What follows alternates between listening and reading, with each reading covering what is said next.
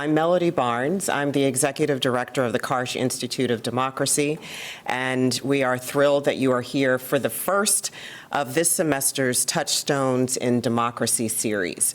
This is a series that gives us an opportunity to examine the history and principles of democracy through the lens of the events and the thinkers who have shaped it.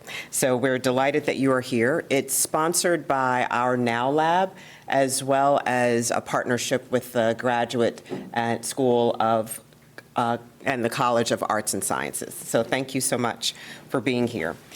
Today, as many of you know, and I can tell there's excitement by just seeing how many of you are here with us this morning, we are going to focus on the history of American conservatism and the forces that have shaped it over the past century. And we are thrilled to have with us and honored to have with us Matthew Continetti, who is the Director of Domestic Policy Studies and the inaugural Patrick and Charlene Neal Chair in American Prosperity at the American Enterprise Institute.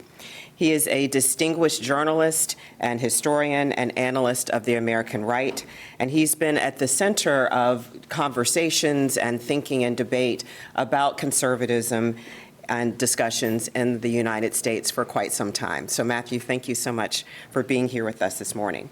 His latest book, and I see that many of you already have it, and if you don't, please, exactly, Gerard is doing our Vanna White here, showing the book. So please buy it. It is a fascinating, fascinating book entitled The 100-Year War for American Conservatism. And it offers a sweeping history of American conservative thought from the progressive era to the present. In it, Matthew examines the intellectual and political struggles that have defined the movement, exploring tensions between mainstream acceptance, the pull of extremism, and populism.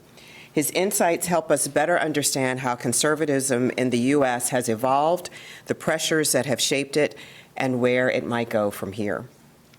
Guiding today's conversation is our colleague and friend Gerard Alexander, who's an associate professor of politics at the University of Virginia and president of the Blue Ridge Center, which is also a partner in today's event.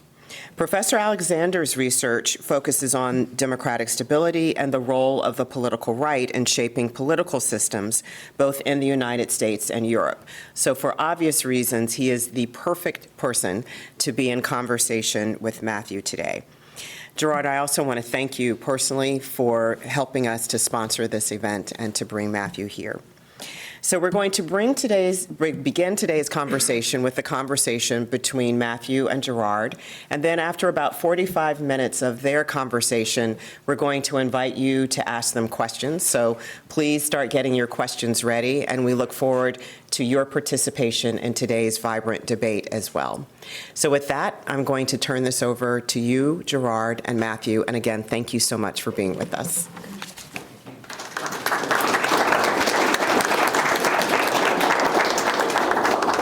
I'd like to start by thanking Melody, thanking Laurent, who could not be here today, and also thanking Amy and the rest of the Karsh team for making this all possible and for including me. I'm delighted to be here. I think you might have to turn on your mic. What's that? Oh. Sorry, your mic's not on. Should I really repeat that whole thing? No. Probably not. Thank you all. But the good news is it is turned on in time to announce something. The Blue Ridge Center, if you're interested in the politics of the American right in the last half century or more, we are bringing later this month on February 24th, there should be a flyer on your seat, Dan McLaughlin, an attorney and writer who's now a very prolific writer and tweeter with National Review, writing about how conservatism is faring in what he and others at National Review, sort of know to be incredibly politically disrupted times. And I do encourage you to consider coming to that. You'll find that and other activities listed at theblueridgecenter.org. I know Melody just briefly introduced Matt. I'm going to reintroduce him, but also briefly, I promise, just to mention a couple of other things. Matt began his career as a journalist, but the kind of journalist that does long-form, research-intensive, data and fact-rich heavy pieces in a journal of opinion that is among the rare kinds of platforms that for many decades would ever publish products of that kind. So it's no surprise that he had the analytic talents and interests and the historiographical interests that would lead him into a second career as a scholar, think tank version or think tank edition. As Melody mentioned, he's the director of domestic policy studies at the American Enterprise Institute, which is not just any think tank, but one of the oldest, most venerable, and most respected in the United States, which of necessity in think tank history means in the world. He maintains affiliations with Commentary and National Affairs and other publications, and has widely contributed over the many years to The Atlantic and The Wall Street Journal, The Washington Post, The New York Times. And again, for our purposes today, he's the author of the 2022 book. Has a revised edition been issued, or Joe, the paperback? Yeah, the paperback. Yeah, okay. So the paperback, which has some ongoing material, 100-year history for American conservatism, and as Matthew sort of joked but didn't joke over dinner last night, when you write a book about the history of American conservatism in 2020, publish it in 2022, by 2023 and 2024, you feel the need to already have to add chapters. And now that 2025 has started, there's probably a need for another chapter to add to the end. And it is a very, very much a work in progress. So let me start. Most people in the room, I bet, are interested in the history, not necessarily the historiography. But it just seems wrong to start a conversation with an author using his or her book as a starting point to not ask, why was there a need for or room for this book? There's been an explosion of writing by political scientists and historians and sociologists about the right and conservatism after World War II. Donald Critchlow, among others, has written some general histories. There have been biographies of key figures. Very recently, people like Patrick Ruffini, Henry Olson have written books that zoom in on very specific aspects and so on. What was the need for a 100-year rethinking? Yeah, well, thank you, Gerard. Thank you, Melody. Thank you to the Karsh Institute, and thank you all for coming here and spending a Friday lunch hour with me to talk about the American right. So why did I write this book? You wrote it to become rich. Yeah, right. Yeah, well, that did not succeed. But what was the purpose? What was the hole that it filled? Well, as you mentioned, there has been a lot of interest in the American right within the historical profession since about the 1990s. But because it was professional historians, typically situated in universities, much of the history of the American right has been written from the perspective of American progressivism or American liberalism. And there are very few books, actually, that tell the story of the American right from the perspective of a conservative. And as someone who identifies as conservative, I thought that I could add something by telling the story from my perspective. But there's also a connective tissue that's missing from a lot of the historiography on the American right. You'll have books that tell the story of just the intellectuals, or you'll have books that tell the story of the Republican Party, or you'll have books that tell the story of the superstructure behind American conservatism, the donors, the institutions. Very good microhistories have been written about Young Americans for Freedom, for example, right? The anthropology of American conservatives is a small cottage industry. You know, what are they like? Where do they live? What do they think? You know, but there's been no book that tries to connect the politics and the ideas together over the course of 100 years. And so I felt that there was necessary to tell the story of the interrelationship between the thinkers and the politicians, not just from the post-war era, right, the Cold War until now, but from what happened before the Cold War. And so that's why I begin my story in 1921 with the inauguration of Warren Harding, because it's my belief that the more you understand the American right prior to the Second World War, the better you can understand the American right today. You start from practically the get-go to talk about an elite story and versus a more, I can't remember whether you use this word, but a more structural one. The elite story, is that that you think too many storytellers have been too addicted to. Is that just a sort of great man theory of history type? In other words, if you want to understand this, you need to understand Barry Goldwater, you need to understand Ronald Reagan, maybe one day we'll be saying you need to understand Donald Trump. And if that's right, then what's structure? Does structure just mean voters and large numbers of people instead of very tiny numbers? Or is there what most social scientists anyway would call a structural story, one of class, one of demographic change, one of income change over time? Can the story of conservatism in the last century be connected to sociology too? Well, a lot of the histories of the American right tend to fixate on the figure of Ronald Reagan. He's on the cover of my book, of course. But what I found is when I read those histories, I felt as though the historians or popular authors entered the Reagan distortion field. And when you're in this space, everything is distorted through the lens of Ronald Reagan's political career and what happened after. And one of the correctives I hope to have in my book, have my book serve, is that, in fact, when you take a broader view of the history of the Republican Party and American conservatism, Ronald Reagan is really an exception, not the rule. And in fact, despite his enormous importance in world history, in my view, to better understand the American right, you have to understand how he differed from many types of conservatives and from other types of Republicans as well. And so there is a danger in this great man story. But just in the structure, I think for me, telling a political story, as Gerard mentioned, that's my background, is in political journalism, and I'm still a political analyst and commentator today. You can focus on election results or on coalitions, but I think the missing element has always been what ideas inspire people to become interested and active in politics. And now I tell that from a somewhat elite perspective because I like reading, and I like philosophers, and I like journalists who translate the ideas of philosophers into more accessible language. But you also have to recognize that voters respond to real conditions on the ground.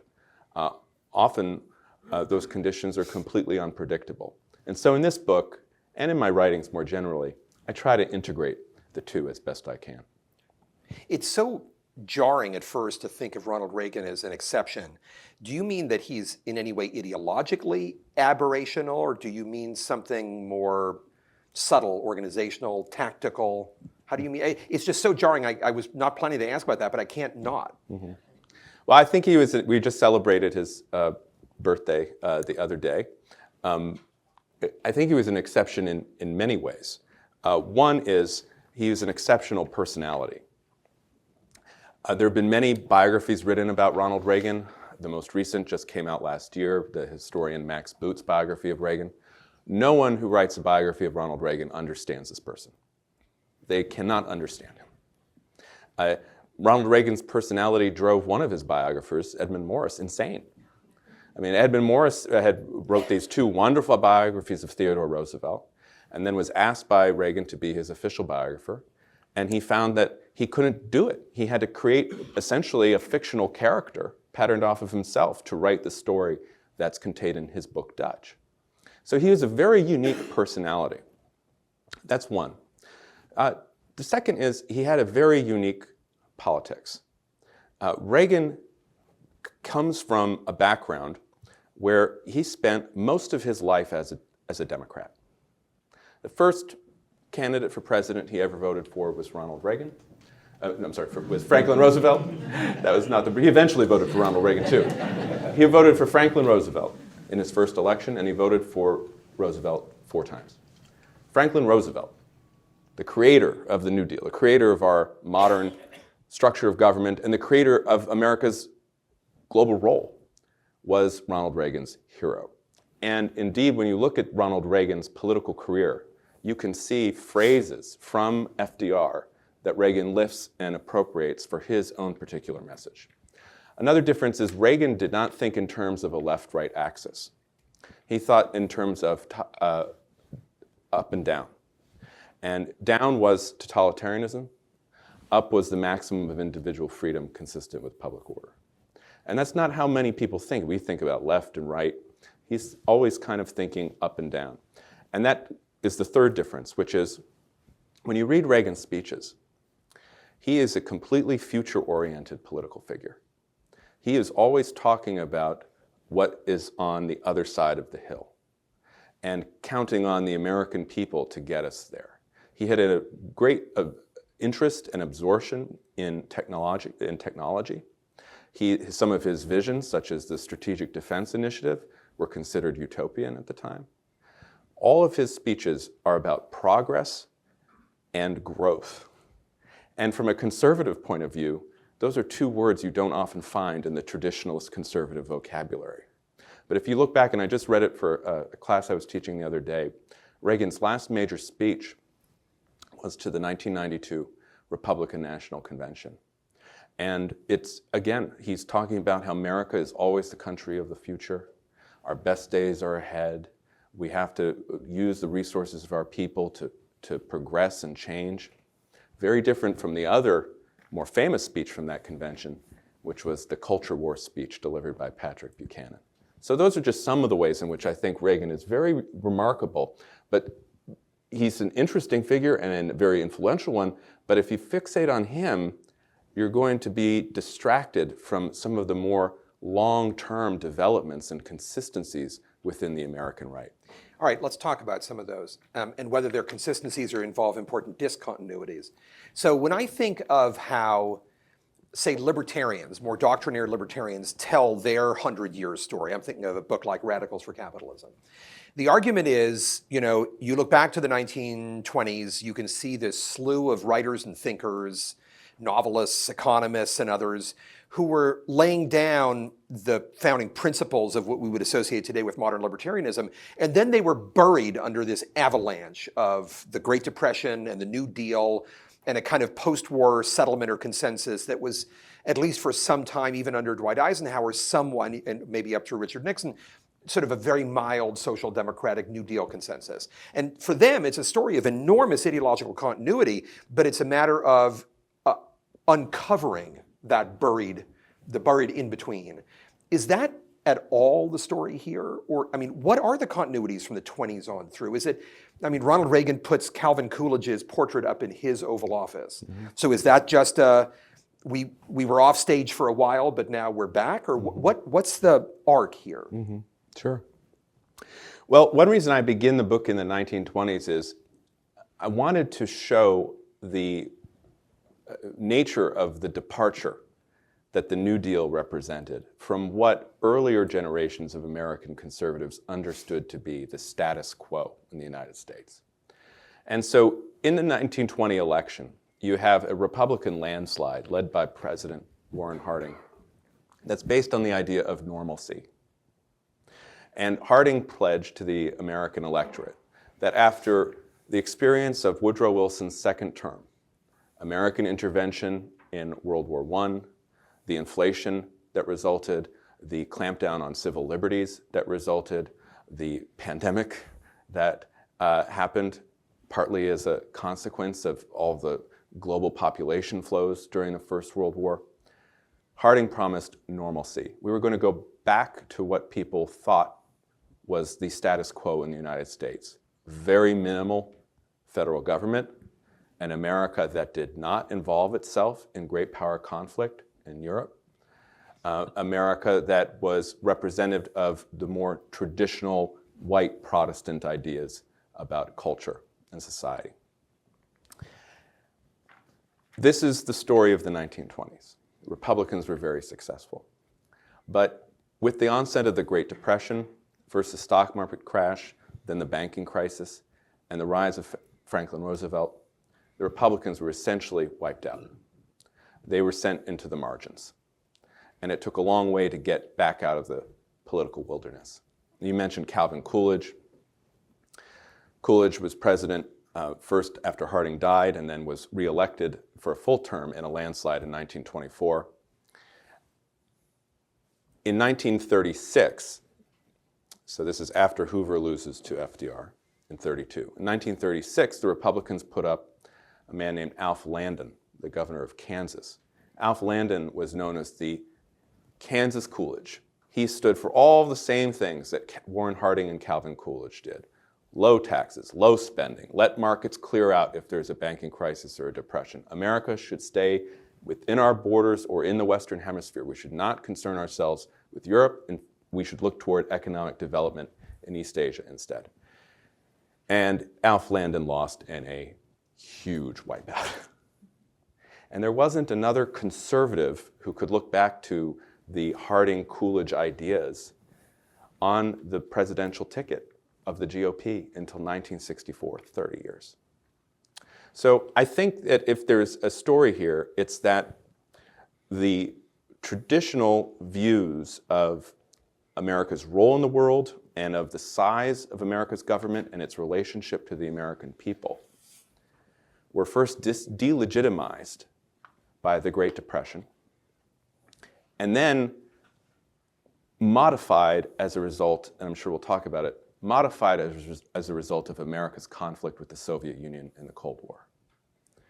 But then, when the Soviet Union ends in 1991, up until now, we have a development where the American right is really kind of returning back to its views prior to the Great Depression and World War II. All right, so you exactly anticipated where, so to speak, my next question was going, which is that when we think about the post-war story, that's where 95% of all historiography and political analysis has been of America, the modern American right, has been the post-1945 story, maybe even the post-1955 story, maybe even only the post-1964 story, right?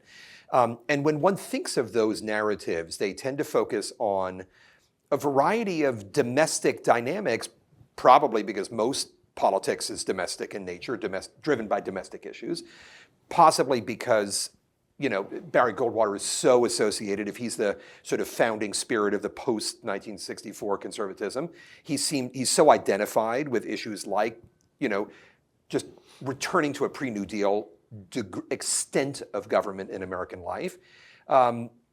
There is so much focus on it, everything from taxes to spending to regulation to the New Deal as, in question marks, and the New Deal was, if it was a reaction to the New Deal is a fundamentally domestic issue. But you make a point of saying in your book that the glue, arguably, that held together this complex coalition, and one of two parties in a 150 to 250 million person country is a big, complex, heterogeneous brew, was anti-communism, which isn't a domestic policy at all. And for 45 years, I think you're suggesting it provided this glue.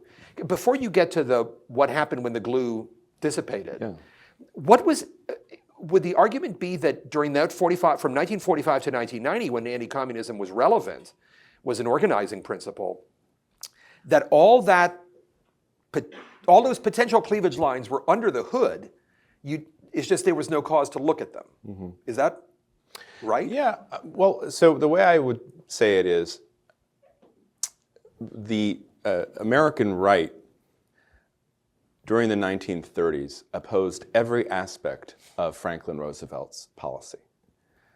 The American right opposed the New Deal. It opposed the centralization of power in Washington and in the office of the presidency that Roosevelt represented. It also opposed Roosevelt's foreign policy. Now, Roosevelt's foreign policy was very complicated. First 2 terms, he was actually somewhat of a non-interventionist. He didn't want to entangle the United States in great power politics. But of course, with the rise of Hitler, especially after the 1938 Munich and then Kristallnacht pogrom, FDR begins to understand that America will eventually have to, in his mind, intervene in the coming war in Europe. And the American right at the time opposed him and was quite popular in opposing that. Of course, that ends with Pearl Harbor, December 7th, 1941. And the emergence, when we emerge from the war in 1945, 4 years later, so much has changed in America. But what is left? You have an American superpower, and then you have the totalitarian superpower, the Soviet Union. And since the beginnings of socialism in the 19th century, since the Russian Revolution in 1917, the Bolshevik Revolution in October 1917. The American right has always defined itself as anti-socialist and explicitly anti-communist, primarily because communism, Marxism, Leninism is an atheistic philosophy. And as a result of that real opposition, the right said, we have to modify our foreign policy. We have to defeat the Soviet Union. We cannot exist, we cannot coexist with this totalitarian superpower. And so whereas the right continued to oppose the New Deal, bureaucratic programs coming from Washington, D.C., higher taxes, more spending and regulation, its foreign policy changed in order to confront this new historical development that it came out of the Second World War.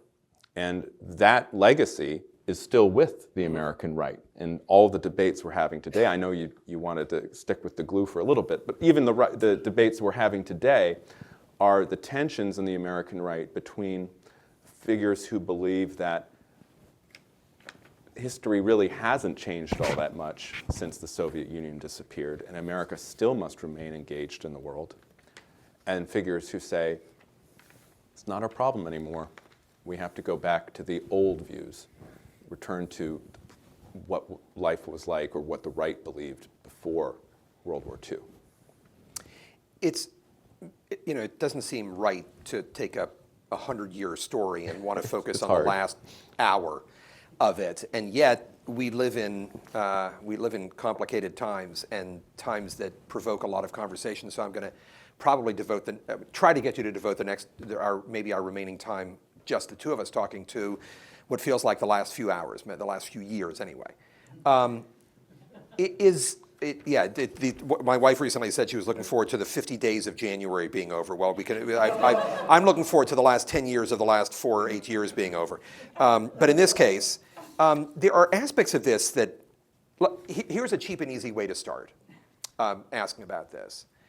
I have known since 2015 or 16 any number of conservatives who treat Donald Trump as the oddest, in their judgments, their oddest aberration inserted or imposed on the conservative story.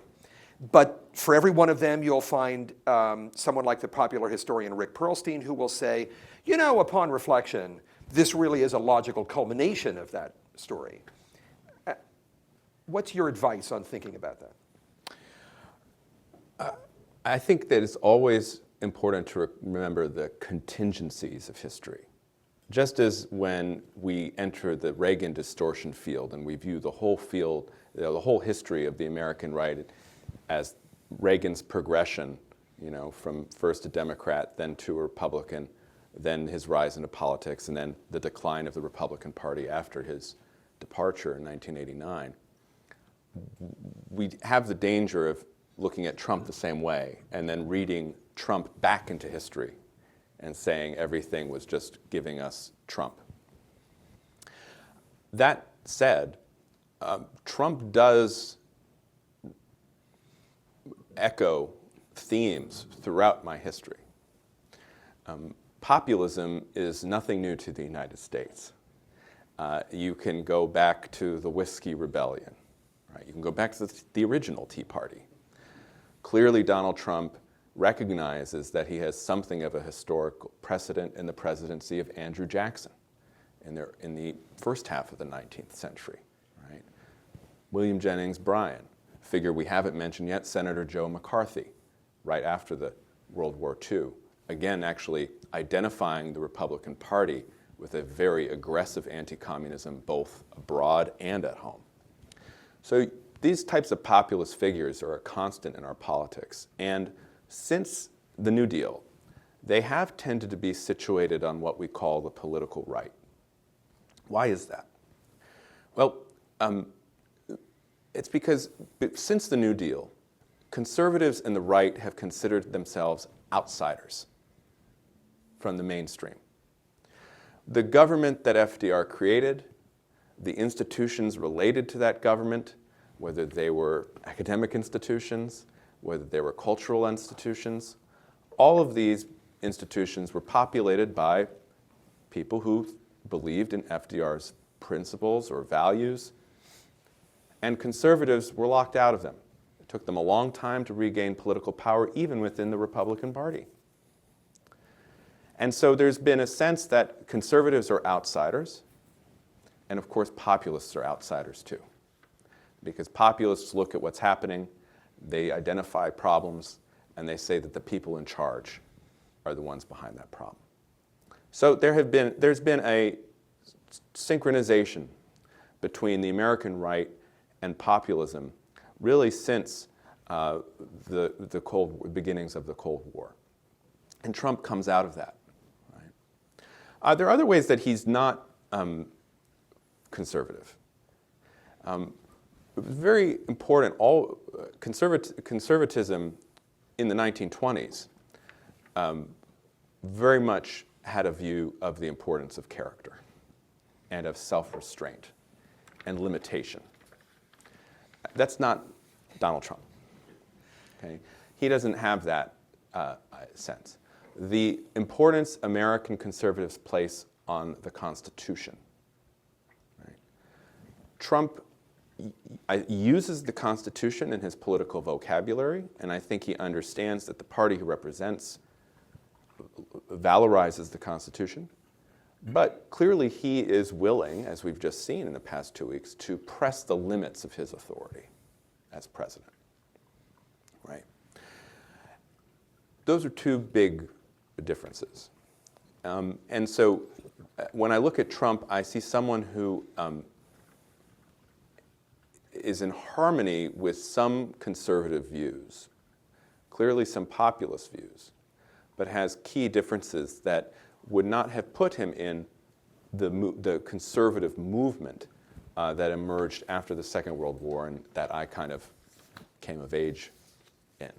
Now, he's since taken that all over, and he's changed conservatism. But that's just, I think, a consequence, one more consequence of his phenomenal political rise. Does it matter that for much of his life he was a member of the Democratic Party, donor to Democratic candidates?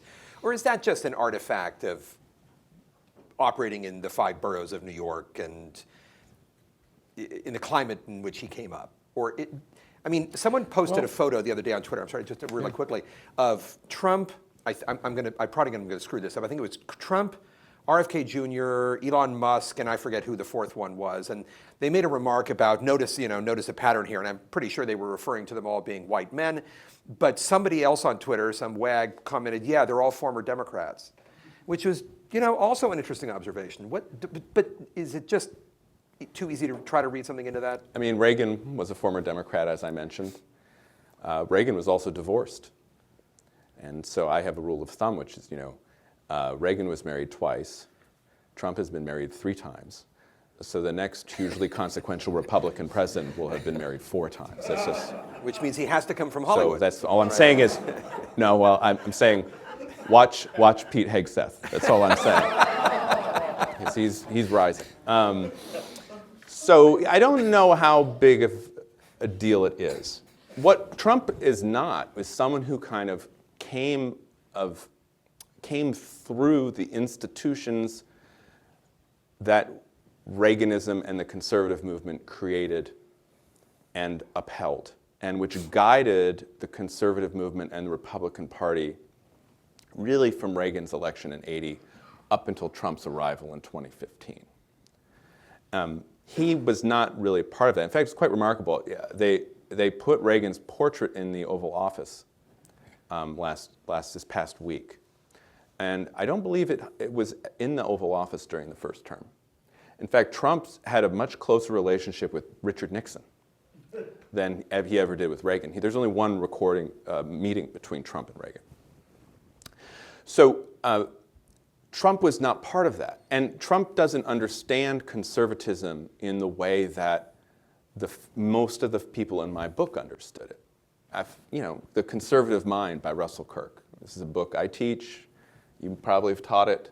It's a key text in conservative thought in America. Trump doesn't care about that. What he says is, I'm common sense. I'm common sense. And so that's what differentiates him, is he's not, and as a result, he warred against those institutions. He either co-opted some of them, say like the NRA, right? Or the Federalist Society, both of which he made deals with, the tax cutters, right? He signed on to a huge tax cut in his first term, and they want to try to make it permanent in this term. So he either worked with them, cut deals with them, or he just rolled over them. And that's really the foreign policy type, the foreign policy associated with the pre-Trump Republican Party that kind of grew out of the Reagan Party, the belief in we have to remain engaged in the world, we have to be willing to use American power in order to pursue our objectives. Trump didn't want any of that, and so he just basically rolled right over them. So that's kind of how he viewed the structures he encountered when he decided to make a real run for the presidency. You know, it's funny, I mean, he's been thinking about running for president since 1987. And I always urge people, if you go and you look at the ad he bought in the New York Times in 1987, basically in previewing that he would be visiting New Hampshire to test the waters for the 1988 campaign, it's all there. Our allies are cheating us. Trade deals are ripping us off. We're a bunch of losers, right? It's the same thing. And then, of course, he thought that he would run in 2012. And that's when he promoted the birther conspiracy, right? And that's when I met him, was following him in 2011 when he went to New Hampshire. But he was able to get a better deal out of NBC, and so he decided not to run that time. However, Mitt Romney found it necessary to appear alongside Donald Trump and have Donald Trump endorse him when he was running in the primary in 2012. And that was a sign that Trump's constituency, which had always kind of been there, was now moving into the Republican Party, in my view, as a result of the financial crisis, to such an extent that Mitt Romney, the paragon of the establishment, had to have Donald Trump's seal of approval. Let me ask a quick question about organizations, the institutional background you're talking about, and then move on to his constituency. Organizationally, this year is the 100th anniversary of William F. Buckley's birth. He was seen as the founder of, at least co-founder with Barry Goldwater of the modern conservative movement, maybe more on the intellectual side than the electoral one. And yet I can't help but wonder whether, given the role that his magazine, National Review, played in creating a fusionist wedding of traditional values and anti-communism and sort of more rigorous free market economics, which was very free trade oriented, among other things. And he helped spawn two prominent organizations devoted to organizing young Americans, the Young Americans for Freedom and what's the changed name, but the same initials of the ISI. Especially people at National Review wouldn't like me to suggest that their institution is what Trump would say the failing National Review, that anything is wrong in their house. But given the last 10 years, is the decline not so much, is the arguable decline of Buckley's legacy symbolic of just a sea change that in this story? Well, so William F. Buckley Jr., hugely important figure, a public intellectual, magazine editor, dies in 2008. So it's been quite a while. And a generation has grown up, and without knowing Buckley. I was the last generation of conservatives to have met him. I will always remember an editorial dinner at his house in October of 2002 while I was still in college. And it was an amazing event, and it exposed me to some of his qualities. Very gregarious, very interested in young people, making sure that I sat next to him throughout the evening, and then asking my opinion. The only problem was Buckley was terrible with names, and he thought my name was Paul. I tried correcting him once, but that didn't work. So that night I was Paul Continetti, which I've told my parents, maybe you got something wrong, I don't know. But he was just a remarkable man. And really the founder of kind of this intellectual conservatism in the institutions that, Gerard, you mentioned. Central to Buckley's conservatism was the value of freedom, political freedom, individualism. And what has shifted in the last decade is that American conservatives, especially young conservatives, do not privilege freedom and individualism as much as Buckley's movement did. Now, I still believe that political freedom is the primary value. I still believe in individual rights, right? But there's a shift on the right to say that there's actually too much freedom in our society. People have used freedom to make the wrong choices. And the movement on the right now among young people is toward reconnecting with traditional institutions that provide meaning and purpose to our lives. Family, religion, nation. And those are long-standing conservative institutions. But whereas Buckley included them in his conservatism, they were not at the forefront. Freedom, especially the freedom of the peoples living under communism, was the central point of what Buckley was up to.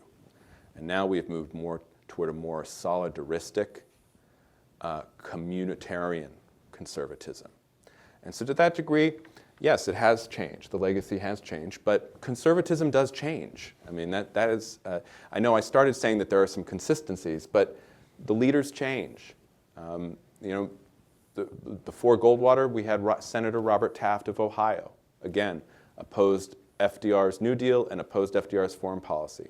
Then we had Goldwater. Goldwater was different from Reagan, right? Reagan embraced the religious right.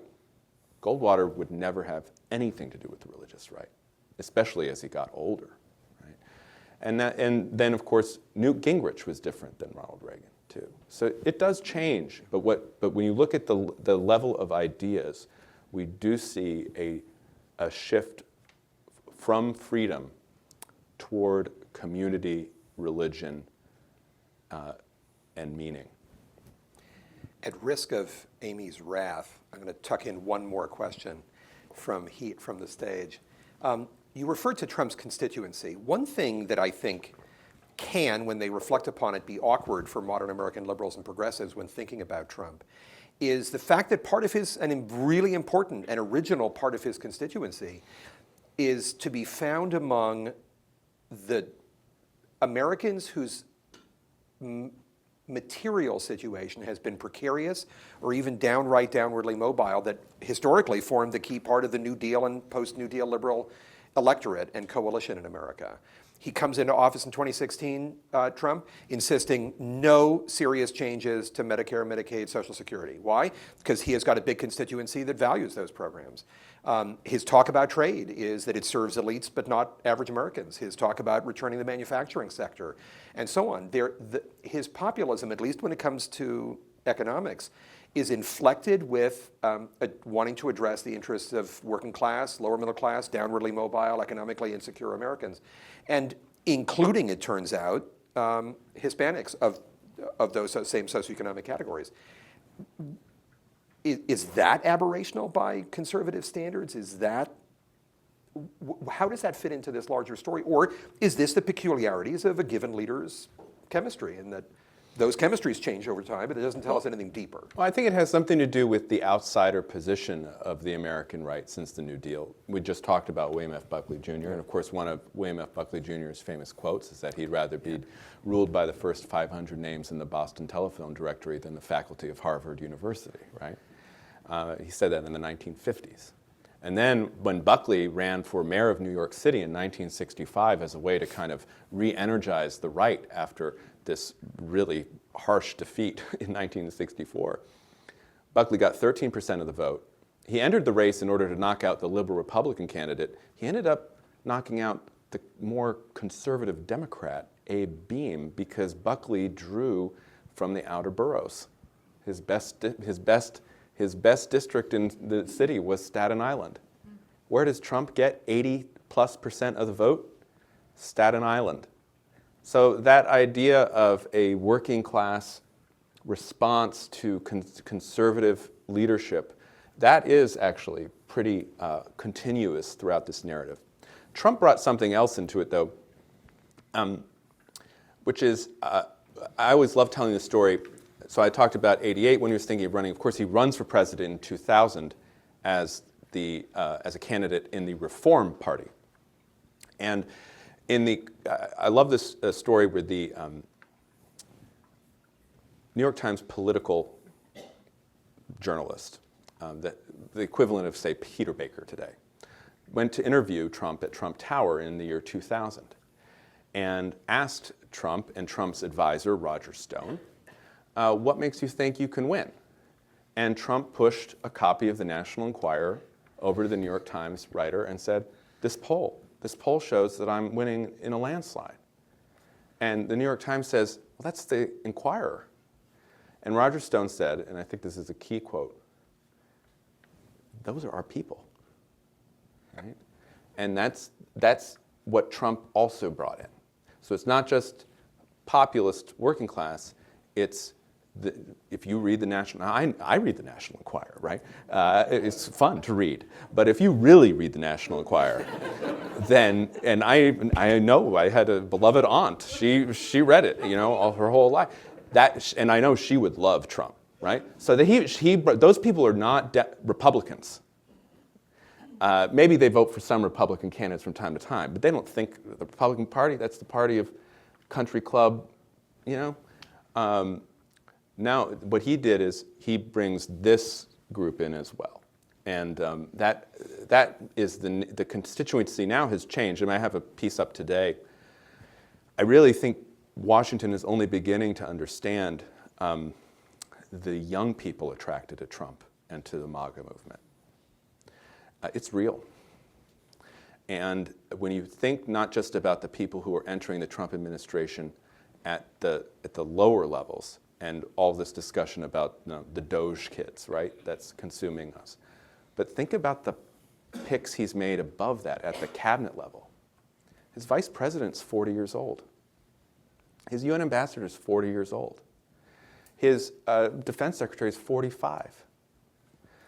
His attorney general is 60, but Pam Bondi looks like 20 years younger than that.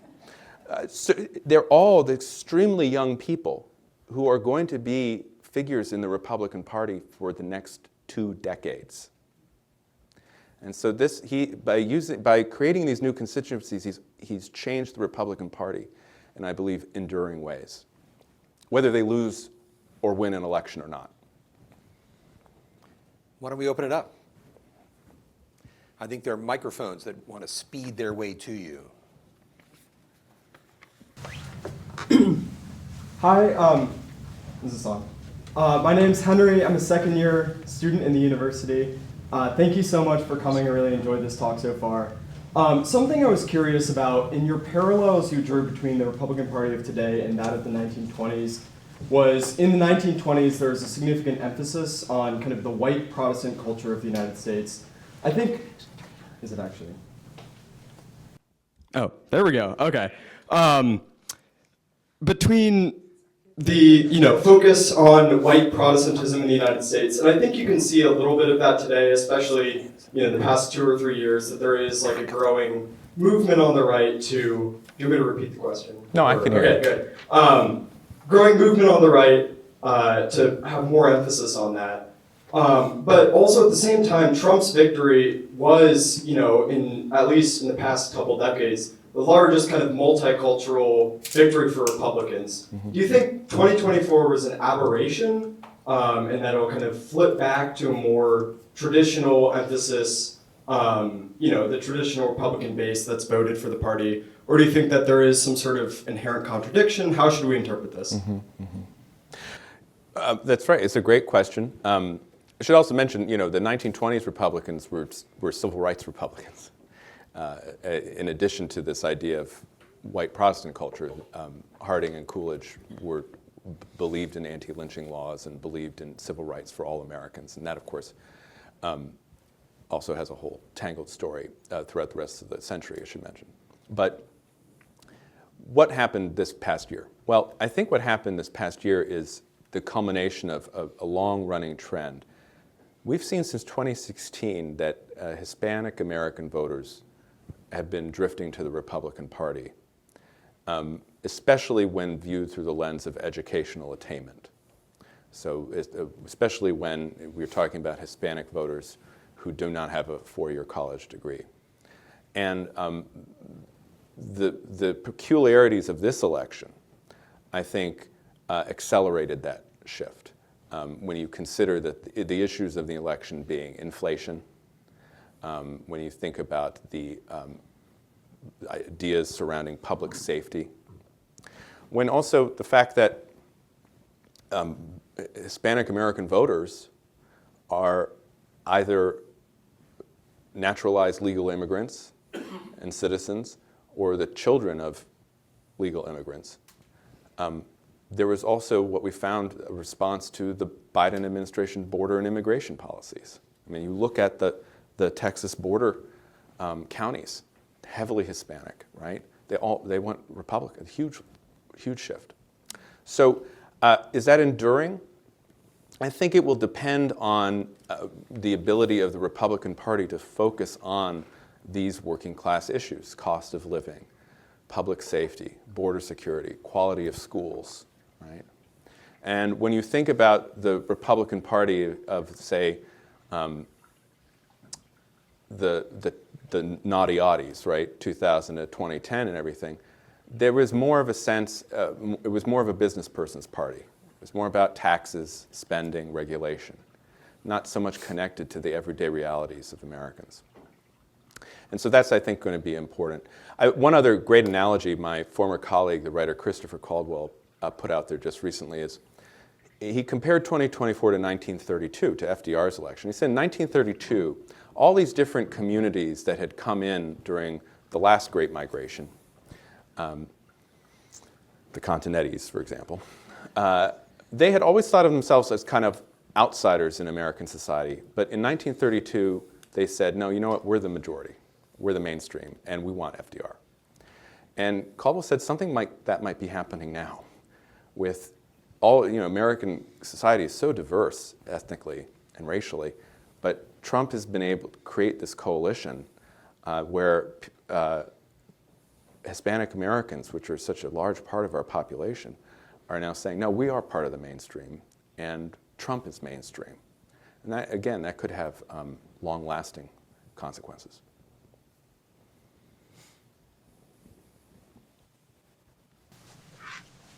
Thank you so much for this talk. I have another question on Trump.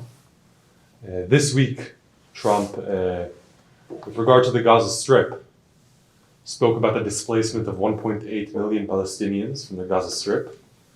Do we see any political precedents to this in both sides of the political spectrum? Is there any sense of conservatism that we see through this? Thank you. Right. Well, not in the American context. I think what he's doing there is kind of riffing. Trump likes to improvise, and I think he looks at the situation and sees it as an unacceptable status quo, and so his view is that somehow there will be this huge demolition and renovation and construction project, during which time he says the population should not be there, but then he later clarified it could return later. Again, this is not something that is part of our recent history, but that's exactly why Trump is elected. I think the important thing to understand about the Trump voter is that they want to shake things up. They think everything has been a mess, including the Israel-Palestinian conflict, which has not really changed certainly since the onset of the peace process in 1993. So when he says something like that, it's a piece of saying, well, let's just try something completely different. Probably won't almost certainly won't happen, but it's just a way to kind of for him to show that he's thinking completely out of the ordinary. I would say, too, it cuts against his own coalition. I have, as we all do, I have some Trump-loving relatives, and when he made that announcement at the press conference this week, one of my Trump-supporting family members texted my mother and said, "Man, Donald's making it really hard to be a Trumper," right? Because if you're MAGA or America First, why would you want to send America to take over the Gaza Strip? I mean, it's completely against his whole philosophy. So I think that's another reason that this plan may have been issued to kind of force Egypt and Jordan to take more ownership of the situation there, but probably won't have any actual result.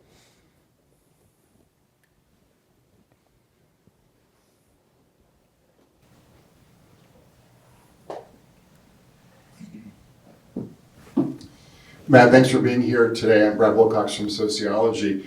Can you kind of give us a sense, both as someone kind of sitting in a think tank, but also as a political analyst, of the ways in which kind of what Matt Iglesias called the Great Awakening of 2014 and post, after that moment that was kind of reached its height or its apogee in 2020, affected kind of young adults, particularly younger men who were not part of that awakening and were maybe not so keen on it, in terms of their approach to kind of public philosophy and politics, and then how that's sort of shaping the sort of middle realm of the new Trump administration in terms of the staffing of the administration.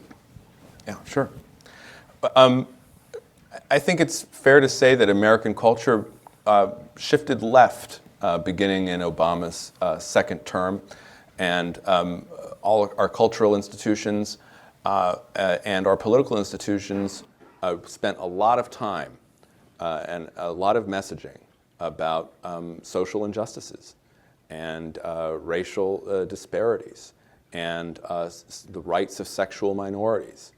And this cultural shift clearly alienated a whole generation of young American males. And they spoke a little bit briefly about how they were looking for meaning in their lives, but they clearly looked at American institutions and American life beginning around 2014 up until 2024, and so there's not really a place for me anymore. And they're not, and these institutions now are, they have nothing to say to me. And so some of them went in very radical directions. Others went more toward MAGA, or the less radical aspects of MAGA. And Trump made a decision in this campaign that he was going to appeal to these young men. And it started when he was going to these UFC matches. And then he started appearing on the long-form podcasts. And he changed his mind about TikTok. I mean, he literally signed a ban of TikTok when he was president last time. Now he likes it. We know why he likes it, because he's popular on it. And this strategy, part of it came from his son, who's 18 years old, so who's part of that cohort. And it, I think, proved very successful. Biden won 18 to 29-year-olds by something like 30-some points, 33 points. Trump cut that to 11 points, an 11-point lead for Harris. And so there was a movement there. Part of it also was, and I think this is maybe to your question related to the Great Awakening or these cultural shifts, part of it was also just the result of the Biden presidency. And Biden made some decisions at the outset of his presidency that really doomed him. The first one was the massive spending and the inflation. And the second one was thinking that the border would take care of itself. And the third one was not listening to his defense secretary or his chairman of the Joint Chiefs of Staff and saying, we're going out of Afghanistan now. And at that point, Biden sank below 50%, and he never recovered. He left office with 39% approval rating. The fourth bad decision that Biden made was he didn't retire after the 2022 midterms. If he had retired after the 2022 midterms, the Democrats would have gone through an actual primary. A much stronger candidate would have emerged. Maybe that candidate would have been Kamala Harris, but she would have been stronger for going through the primary. And so by that point, Biden doomed them. And if you're a young person coming of age during the Biden presidency, whether you're male or female, what are your economic opportunities? The cost of living, interest rates, everything. You really don't have something, you're thinking of the alternative, and the alternative is now Donald Trump.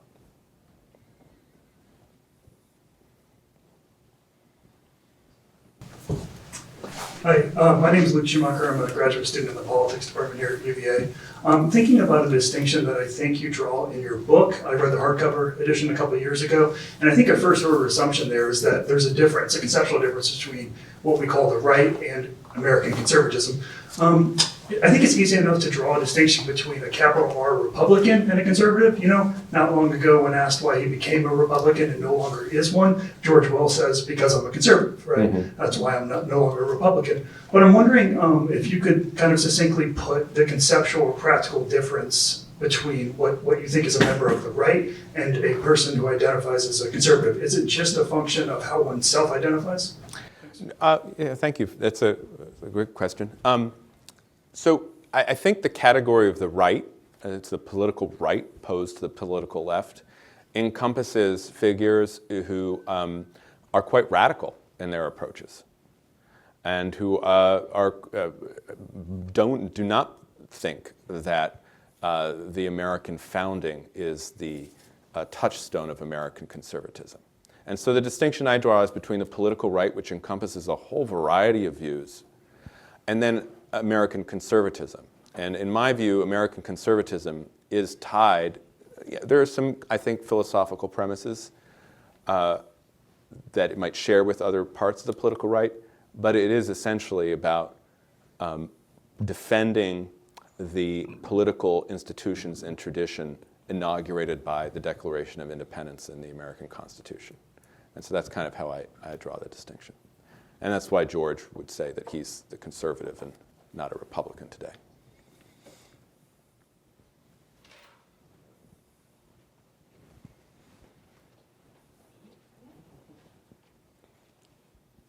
Thank you.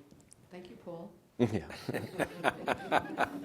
Yeah, this may stick now. Oh, I know. It does. Every time I tell the story. I think probably everyone in this room is concerned about something deeply, and this may have to be in your new paperback edition in the last couple of weeks. Every few weeks there'll be a new edition. Yeah, there'll be a new edition, and we'll all read it.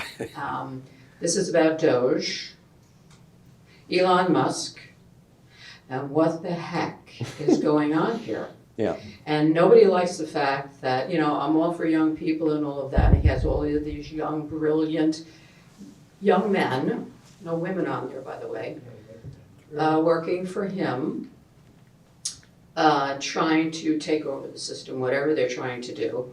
I understand Trump. I'm not a Trumper, but I understand Trump. He puts a whole bunch of stuff against the wall and lets it just creates chaos, and it's his way of getting people to think outside the box. Mm-hmm. I get that.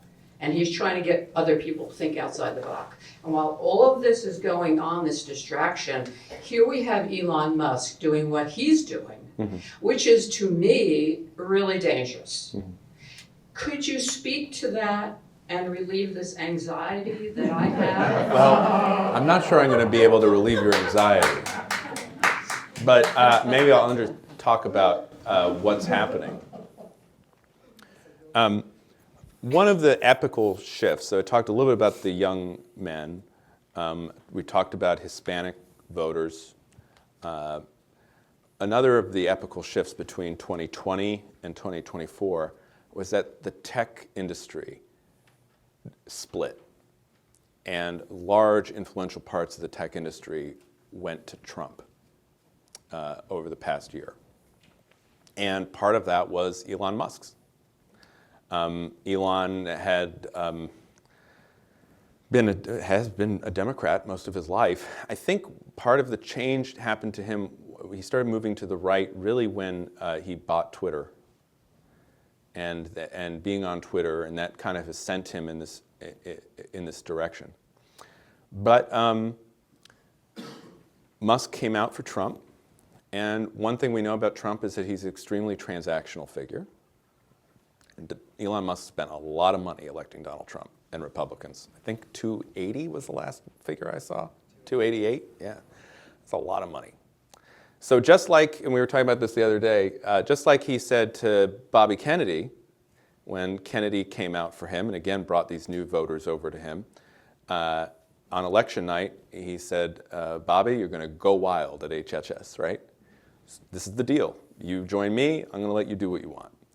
And in this case, it's Doge. It's this idea that basically Musk is going to try to handle the federal government in the same way that he has handled other companies that he acquires.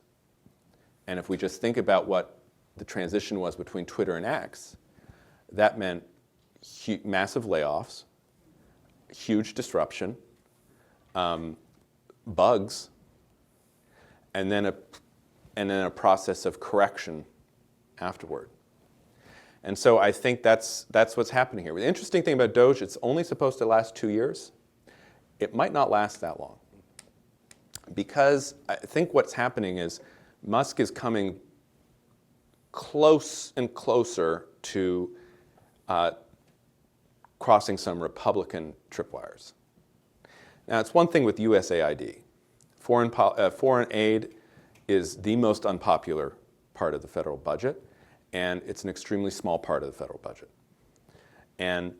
But when you think about the reaction to that memo that came out of the Office of Management and Budget the other week, freezing federal spending, that the administration had to rescind, that's because a lot of Republican voters called their congressmen and senators and said, what are you doing? So I think that as Musk gets closer and closer to the programs that have a visceral connection to Americans' daily lives, Trump is going to find himself in a position where he has to distance, he has to move Elon Musk away, or Doge has to spend more time on parts of the federal government that, when most people, or certainly most Trump voters, hear about where the spending is going, are saying, well, no, why are we having that in the first place? Should I have a student? Do we have one more?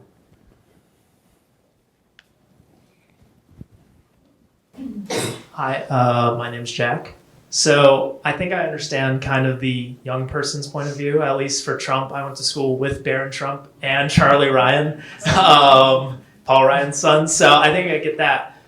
I think also and we have all these younger people coming into office, how about the older crowd though? I feel, for example, my mother, she worked on the platform committee for the Republican Party. The majority of that group though has either become a Democrat or an independent now. Yeah. Do you feel that there's any way, even though that my mom, and a lot of these people uphold the same values, religious values, foreign policy values, do you feel there's anything that Trump could do to bring these people back in to his coalition, or do you feel that it's too far gone and that they're either going to stick as independents or even change to something else? Yeah, great question. I think there are things he could do. He just won't do them. It's not part of his character. But you're absolutely right. I mean, the Republican Party has changed, and for all these new voters I'm talking about, there are plenty of older Republican voters who have left, and they've become independents or they've become Democrats. Are they going to come back? Very doubtful. I really think the most important way to understand American politics today is through educational attainment. And the fact is that the Republican Party is now the party of people who do not have four-year college degrees. And there are a lot more of those people than there are people who have college degrees. And so that, from a political marketing standpoint, it's more about getting all the folks that you can have rather than reaching back into the old party. So that's how I see it. It's fascinating from my perspective as someone in their early 40s. I kind of entered the story right as the Reagan-Bush party began exiting. And I remember when I set up my website, the Washington Free Beacon, I, of course, have great ties to that Reagan-Bush, Paul Ryan party. But all my interns and employees, young employees, they wanted nothing to do with that. And then Trump came, and it's like, yeah, let's do this. And so that just has kind of left me as kind of just watching the train of people, one half leaving and then the other coming in, and I'm just sitting there saying... You were literally in your 30s and you'd become a fuddy-duddy. Yes. Literally. Now, as a conservative, yeah, that's fine. I'm fine with that, right? But it does leave me at this unusual place where my only response is to write a book to try to understand what's happening, because I just saw that they're leaving, and then all the kids who come through my office now, or my students or whatever, I mean, that's what it is. And at some point, you just have to accept this is the way it is. This is the way it is. And so let's try to defend the Constitution and promote human freedom and flourishing as best we can. That's what I do. Well, the good news is that you got lots and lots of chapters of the book. Yeah, right, yeah, exactly. Second edition. Yeah, I was about to say this. There might be a limit on how thick this can get. I know. This is Sequel. I think we'll stop here. Yeah. Thank you all. Thank you. Thank you for coming.